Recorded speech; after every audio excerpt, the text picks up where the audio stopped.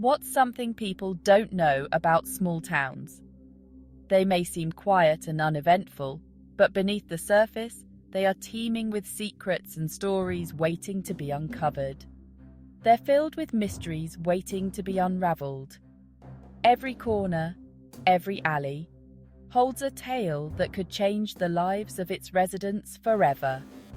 Detective Sarah Blake is on the case. With her sharp mind and keen instincts, she's always ready to dive into the heart of the mystery. Detective Sarah Blake was sipping her morning coffee when the call came in. It was a typical morning, the sun just beginning to rise, casting a golden hue over her desk. The town's prized manuscript, an unpublished novel by the late Gerald Firth, had vanished. This manuscript was not just any document. It was a piece of the town's history, a treasure that everyone cherished. Days before the big literature festival, the entire town had been buzzing with excitement, preparing for the event that would bring visitors from far and wide. Sarah knew she had to act fast. She rushed to the library, her mind racing with questions and possibilities. Sarah rushed to the library, finding Mrs. Thompson in a frenzy. The librarian was beside herself, her hands shaking as she tried to explain what had happened. "It was right here, vanished into thin air." Sarah's eyes narrowed. She knew this was no ordinary theft.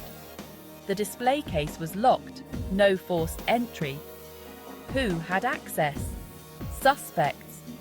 The list of people who could have done this was short, but each one had a motive. James, the ambitious young writer. He had always been envious of Gerald Firth's success and had often spoken about how he deserved recognition. Lila, the jealous rival author. She had a history of rivalry with Firth and had been seen arguing with him at previous events. Mr. Banks, the reclusive book collector. Known for his obsession with rare manuscripts, he had the means and the motive to steal the manuscript. Curious ink stains on the table, an old receipt from a local antique shop.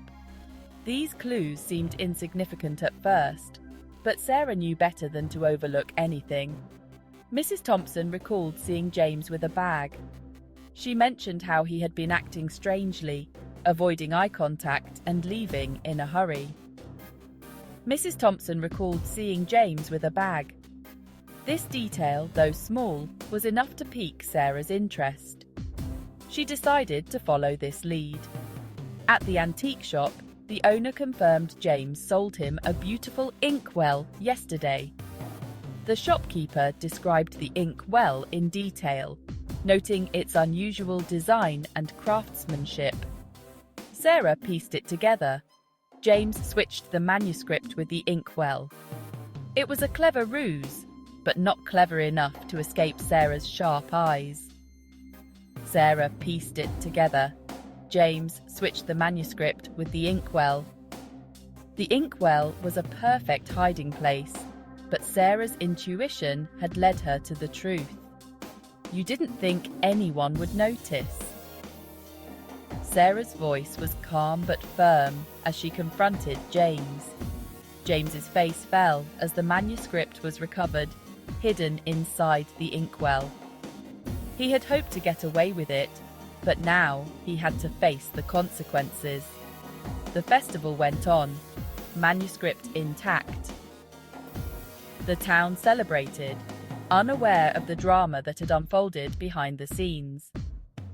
The festival went on, manuscript intact. The townspeople enjoyed the event, blissfully unaware of the near disaster that had been averted.